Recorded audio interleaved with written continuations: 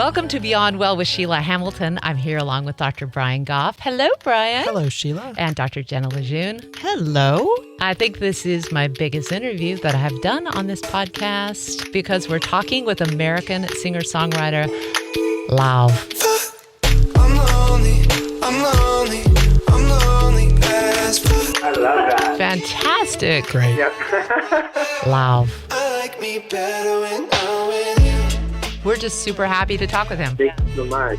Everything that you're doing with your mental health platform is exactly what we do at our podcast. We try to normalize the conversation about suffering. We try to give people different ways of thinking about their lives, and we also just try to connect people. So first of all, thank you so much for the work that you're doing. No, thank you so much for having me. I'm like gushing from everything you just said. Well, I want you to go back to 2018 when you first wrote an open letter to your fans regarding your mental health. Tell me what was going on back then. Yeah. Basically, well, let's see. Basically, at the end of 2018, going into 2019, I just hit a big low, and I kind of didn't recognize what was going on. I was feeling like I needed to quit music. I was experiencing a lot of what I didn't recognize at the time to be OCD symptoms, but I was just like having a lot of obsessive bad thoughts. Daydream. And Life feels like a daydream. got to the point where it was so bad that I couldn't really get out of bed, and I was just like journaling over and over, I just wish that I could wake and up. calling my parents, and calling my sisters, I just wish that I could wake up. and I felt like I couldn't make any progress on like anything real in my life, especially my music and my career. And I wanted to sort of write an open letter as I started to figure out what was happening. Trying to take control, but I don't know how to. I don't wanna be sad forever. I don't wanna be sad no more. To let my fans know, kind of what was going on and why maybe my album was taking longer than I had, originally hoped. But two, because I found like the same way that, at the time, one of my best friends, he is somebody who's experienced depression and bipolar disorder. He was like the first person to be like, I think you might have like an actual chemical issue going on. Like it's not like rational anymore. I don't wanna be sad, I don't wanna be sad, I don't wanna be sad anymore. Wow. And I think him opening up to me about it and helping me kind of made me realize that I wanted to do the same thing. It's super cool when someone can be so unbelievably trustworthy to say to you, I'm worried about you. I really think you need to get some help. How did you react to that? For a while, I was very resistant. I was like, I don't think so. I think I have to just figure out. I have to just think different, and I was sort of it was weird. It was a very weird time in my life, and it honestly feels kind of like a blur because it was such a bad time, I guess. And at first I was very resistant. I had been seeing a therapist, but not very consistently, and that was about all I was doing. And so, but eventually it got to the point where I was doing so badly, and mental health issues are something that run in my family, genetically. My dad was, extremely depressed for a period of time in his life and had to be, he had to start taking medication and has been on medication ever since. And, one of my sisters has gone through a lot of struggles herself. I think, as I was talking more to my family, they were like, you really should. As I was explaining more what was going on in my life, they were like, you really, you should do more. You should go see a psychiatrist, for example. And that was sort of when I finally was like, okay, I have no other options at this point. I have to trust the people around me.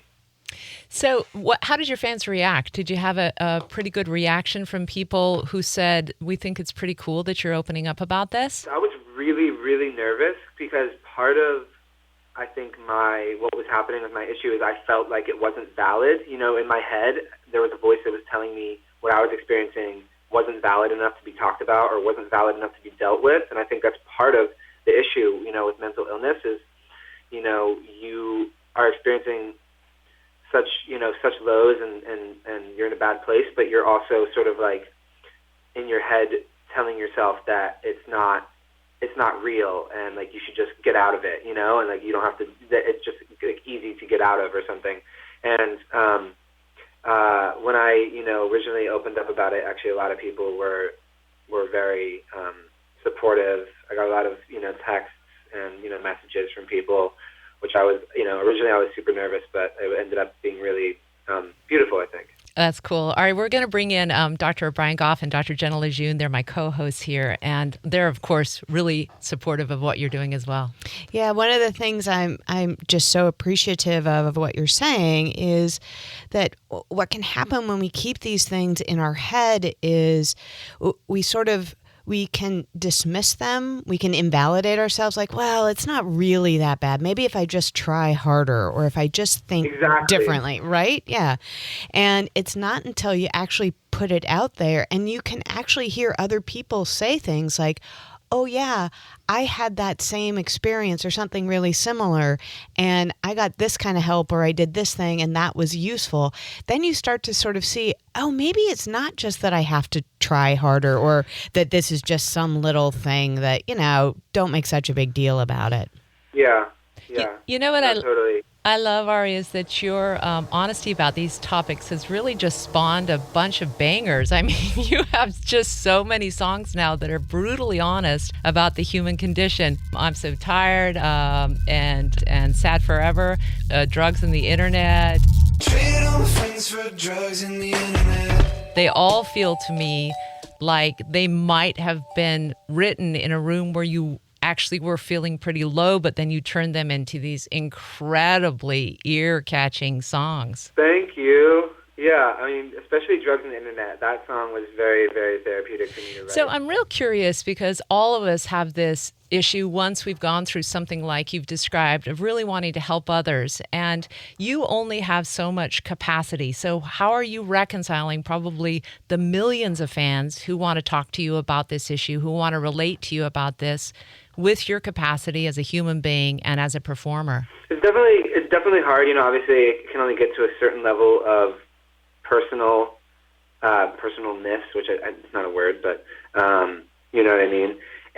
But one thing I've been doing, I have this project called My Blue Thoughts, which has been something I had started about, I think, 2 years ago on tour, where I created a box where people could anonymously write on a piece of paper anything that was going on in their life, and I would encourage it at every show.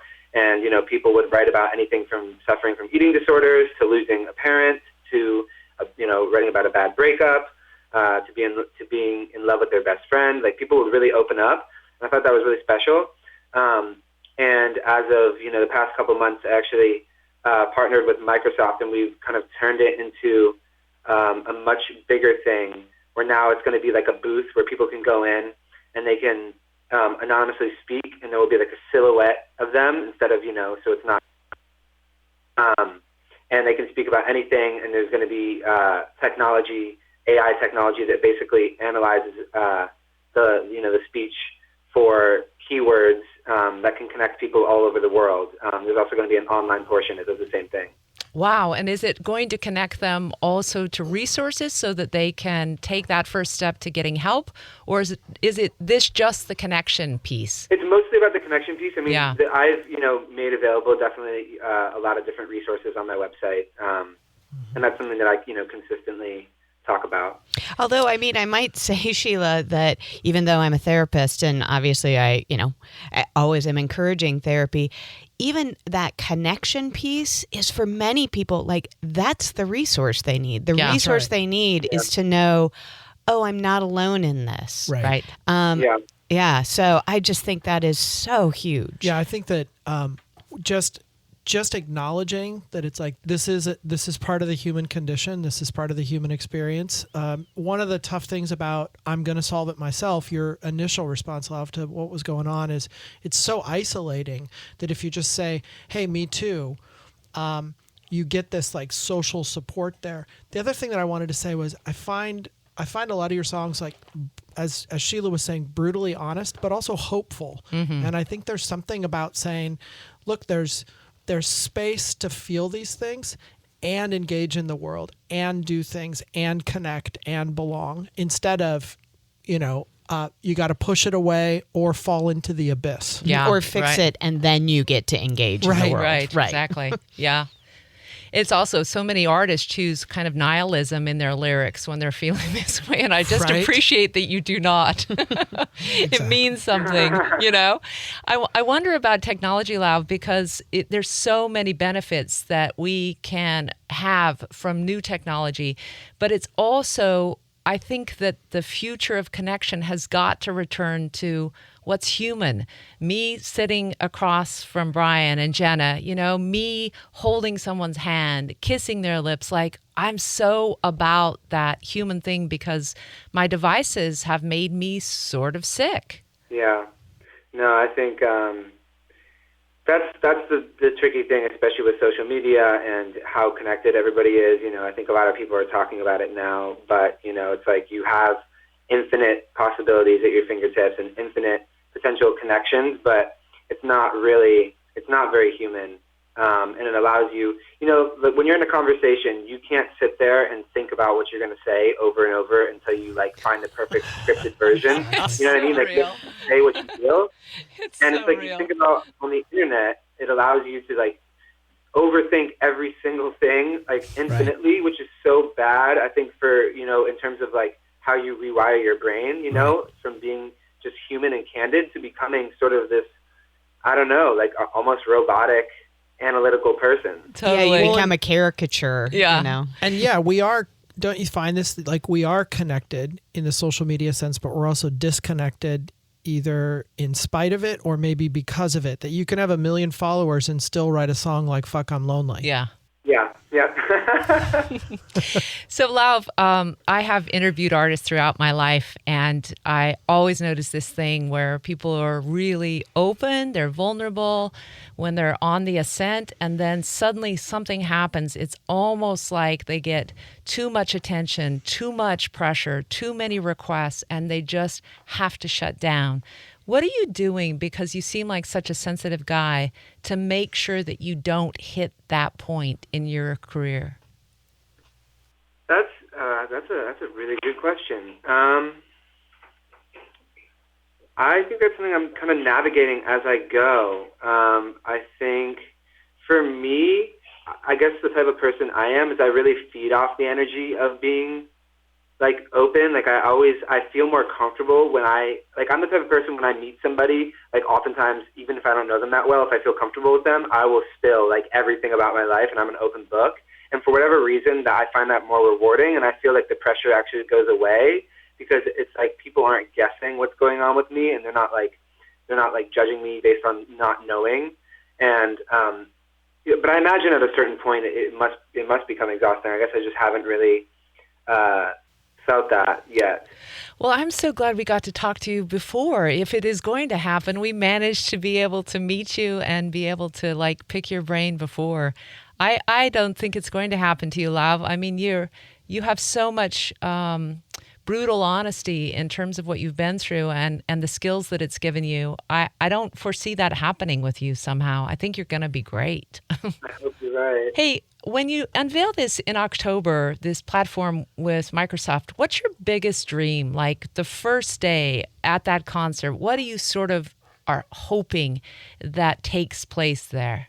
I guess I'm hoping that people really use it like a non-religious confessional, and like that people really go in and speak from their hearts. You know, I think the biggest difference is like, you know, before when it was a system where people were writing on notes, you know, there is that opportunity for people to filter themselves so much and to not really share, you know, their most candid parts of themselves.